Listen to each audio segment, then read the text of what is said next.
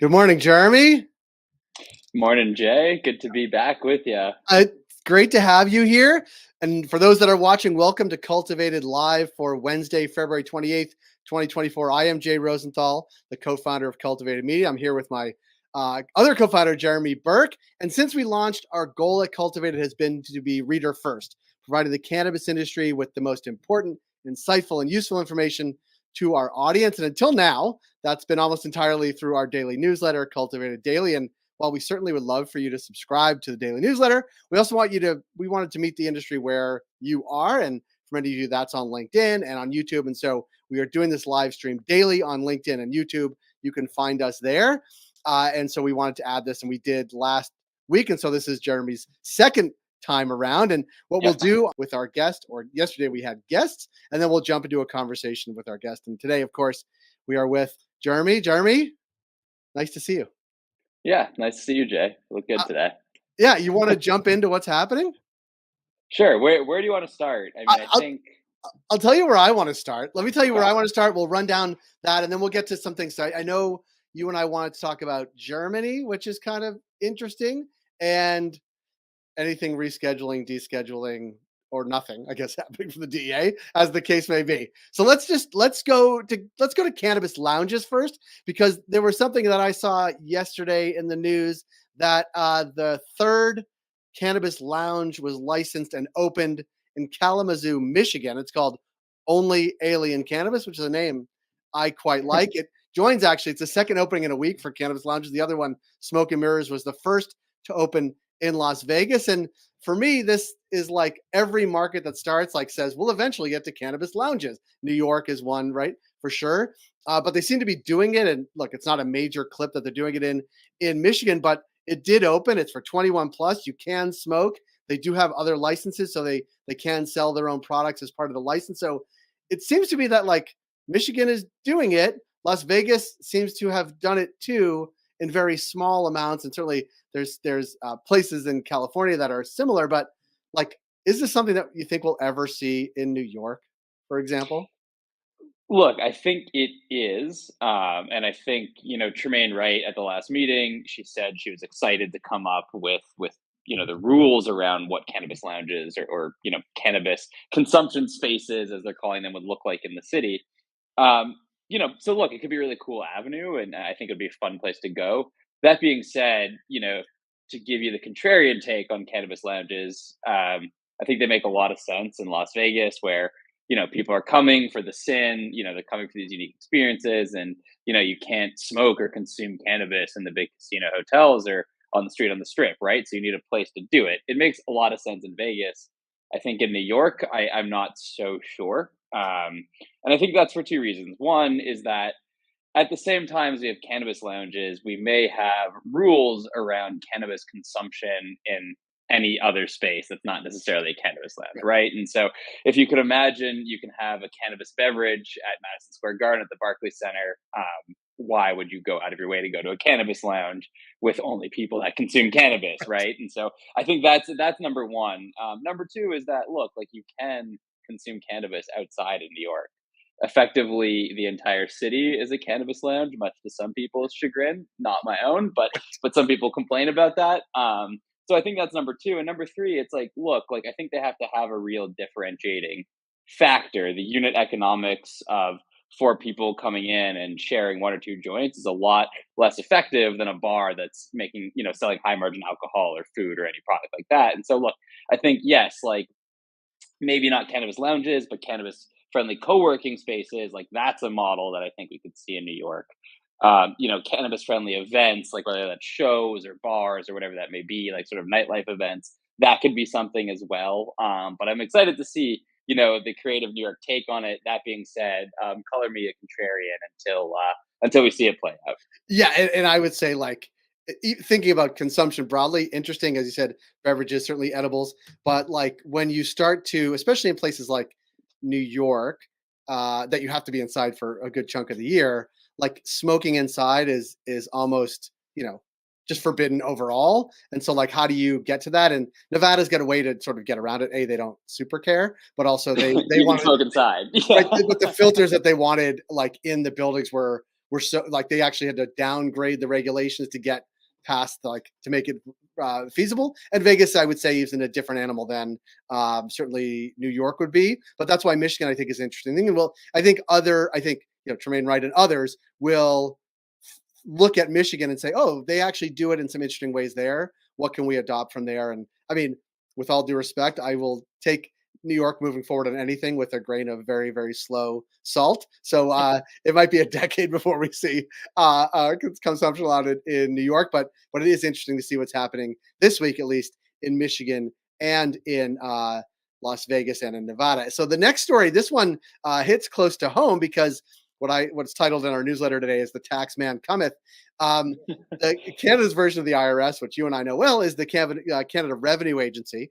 It's about to take a drastic step to collect unpaid excise taxes from cannabis companies. They are going to have wholesalers garnish payments. They're going to garnish the wholesalers' payments to cannabis companies and brands. And now, for those that do not know, in Canada, cannabis companies are regulated federally by Health Canada, but provinces serve as the wholesalers for those cannabis companies to sell to retail establishments. So collecting taxes owed to the CRA is achievable by having the provinces garnish payments from the wholesaler, which is the province, to cannabis companies. And this seems, and Matt Lamers in MJ Biz Daily suggested it's like $200 million. So it's not inconsequential amount of excise taxes. And my sense is the cannabis companies that have not paid are not doing it because they're necessarily greedy. My guess is they actually don't have the money, which makes me very nervous when they start to get their payments garnished. Garnished? I don't know what the right word is for there, but yeah, Yeah. like No, this is a I big think that's one. exactly right. I think they are not trying to deliberately break the law by not paying taxes. I think they're probably getting some advice from accountants and lawyers saying like, look, your margins are tight. You're not making a lot of money. Like, here's where we can save some money, and we'll sort of deal with the consequences later. And the chickens are coming home to roost. I think it's less of a sign that the Canadian government is changing its tune on cannabis, and more of a sign that there's a lot of pressure on the industry and on these companies to make money, and part of that stems from regulation, of course, and the other part of that stems from them offering products that people want to buy that are competitive with the illicit market. So there's sort of, a double-edged sword that they're faced with right now, and it's not, to me, an envious position to be in. Yeah, and although yesterday as well, you and I saw, and we put in a newsletter today, Omar Khan, who we both know from High Tide, did Yeah. post that a legislative or parliamentary subcommittee on finance, I honestly don't know the name of it, but is thinking about changes to the excise tax for cannabis, which I think would be welcome. It will do nothing for this $200 million that is owed to the CRA from these cannabis companies that the provinces are going to have to hold back and hand over to the federal government, it seems. So we will watch this. Another market that I don't want to say is in trouble, but certainly going through pains, brings us to in Marijuana Moment yesterday. There was an op-ed written by Ananda Strategies Hirsch Jain diving into recent data from California's Department of Cannabis Control, saying basically that the state's industry is underperforming. And there's sort of a great quote, or not a great quote, but a quote worth repeating. And here it is. The state has by far the lowest per capita sales of any mature cannabis market. If California's legal market was simply performing on par with Michigan's or Montana's, it would be generating a staggering $13 billion in annual sales. And again, that's about where $5 billion is now in California. So it could be one and almost a half times of what it is, or two and a half times of what it is now. This is not, it was not a great, it was a great read and really well written. It sort of was a gut punch, no?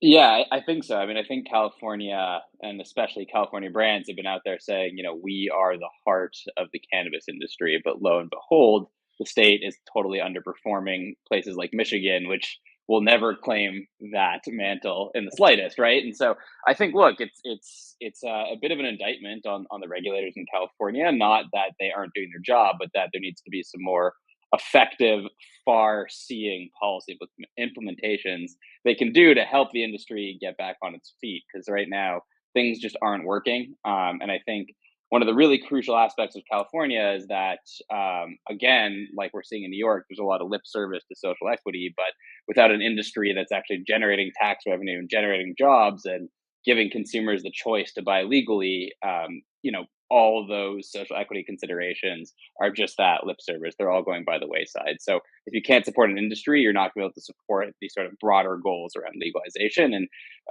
California is really feeling the effect of that right now.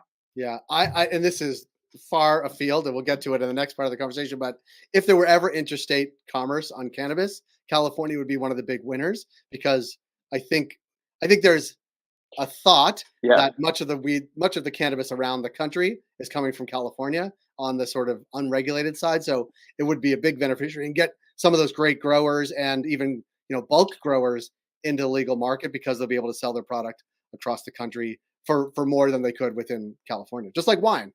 it's more than a thought, right? I mean, all the brands that stock the bodegas in my neighborhood are the ones, I'm at school right now, or the ones in Harlem around my school are filled with California brands. So, Yeah. it clearly has some cachet and clearly gets a little bit extra margin on the store shelves. But, for the brands themselves that are trying to operate in California, doing business is very difficult. And, it's California, right? It's not unique to the cannabis industry. Doing business there is difficult in many industries, but it's particularly acute in cannabis. I like that you're doing market research in the bodegas across New York City. Call It's call it market research, yeah, I like it. not I like it a lot. not personal All right, let's get consumption. Yeah. there are a couple things that sort of struck me this week. Well, one that's been going on a long time, which is rescheduling or descheduling. But the part that it didn't come as a surprise because people have been talking about Germany coming online for a long time, but their approach to legalization seems, I don't know, both uniquely European, but also strange. Like I don't like you can grow it yourself. There'll be private clubs, but there won't be like dispensaries, well, or bodegas in this case, like on street corners. Like what are you reading into what's going on in Germany? Yeah, I think it's pretty fascinating. I mean, look, they've specifically said they don't want, or not specifically said outright, but the way the legislation is written, they specifically show that they don't want a commercial cannabis market. So they're doing this entirely different than Canada is doing it. People can consume, they can possess, and they can get cannabis at these private cannabis clubs. It's sort of a model that was pioneered in Spain. And actually, in the legislation, the amount of cannabis you can get will be scaled up by your past use in the model. So they're going to have some specific way of figuring that out. Good luck with that. Right. So look, my 2 cents, it's a really interesting idea. And look, it goes back to the first principles problem of legalization. Like, what are we doing this for? And Germany has clearly said we're doing this for public health reasons. We're doing this to erode the illicit market. This is not a tax revenue generating project. This is not a jobs creating project. We don't want to create an industry. We want to do this for public health. Now, look, that sounds nice on paper, but will these cannabis clubs meet the demand of an entire cannabis consuming country? Probably not. And is this kind of half in, half out legalization something that's going to work or not? I think time will tell. Color me pretty skeptical about that, given that if these cannabis clubs are so restrictive and they're so hard to get and there's not a lot of product variety and differentiation, the original problem German lawmakers trying to solve by running the illicit market, they're just going to sort of feed into it more without any of the sort of prosecutorial tools that should be at their disposal to deal with the illicit market. So, Yeah, I would also um, like to. I'd like to figure out how they're going to track who's buying what and in what quantities. That you do see that in like some medical markets, certainly. Like, is it by yeah, day? Is it by overall? Is it by month? Like, it's really. I think the tech challenge is really hard, especially with small operators like a cannabis club, for sure. how are they going to meet the demand, right? I think that's when I looked through the legislation. I mean, it just took a cursory look. I was like, it just doesn't seem like they've thought through how the demand is going to be met. That being said, like, does this sort of predicate? Does this the political cover to come up with legislation later that makes it a broader, more commercial cannabis industry? Maybe, or maybe not. But I certainly want to take a trip to Germany and see what's going on. That's for Yeah, sure. let's wait for it to open up and see what's going first, and then Yeah, we'll head over for research. We'll go from the bodegas in New York City to the cannabis clubs in that's right. Berlin. Yeah. That would be a quite the trip.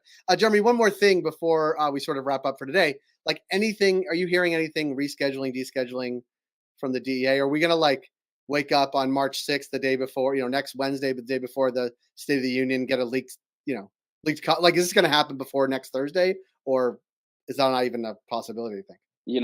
As much as retail investors go on Twitter and try to read the tea leaves, and every single pronouncement, announcement, whatever comes from any federal agency, I am not waiting with bated breath right now. I think these rescheduling processes can take a long time. There's even an article, I think, in the On Drugs Substack last week that said that sometimes the DEA's drug scheduling review processes can take up to 9 years. I don't think it's going to take 9 years, but will it happen in the next week? I highly, highly doubt it. And there's my pessimism for the day. Oh, so pessimistic there. No, like I think I've said before, I expect nothing fast to ever happen in DC. Status quo is the sort of go along, get along, especially in the midst of political campaigns, especially in the midst of primary season, especially in the midst Right. of a split Congress, especially in the midst of just it's just nothing's really happening. So to get this, which is very specific, talked about or done by the DEA, seems like you should not be holding your breath. But when you're inhaling and exhaling, if it happens, be happy that it happened. Yeah. Anything else you're looking out for this week that strikes your fancy?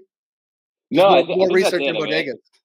I would love to, I'd love to have something interesting to write about. I'd love if the DEA would get off its ass and I don't know if I can say that on the LinkedIn Live, but would get off its ass and do something about it because it would make it interesting for me. I think one of the things around that debate is, advocates, cannabis advocates, and more progressive leaning folks in the industry are sort of coalescing on a full deschedule versus reschedule argument. And I think there's a lot of interesting points and there's a lot of merit to that. And we're seeing that already.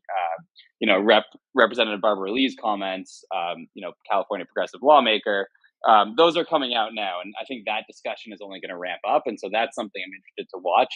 That being said, we're all sort of just theorizing without any sort of pronouncement from the DA or any sort of insight into how even the DOJ would handle this Right, because it's Brave New World. right. It's interesting. Barbara Lee may not be have a she may lose her primary. I think is likely to lose her primary on Tuesday next week. So it'll be interesting to Yeah. see if she picks up the mantle of descheduling and pushing the DEA, and like becomes a real vocal, ongoing advocate for this, even though she has been, but now not in the midst of a campaign, but in the midst of like getting this thing done.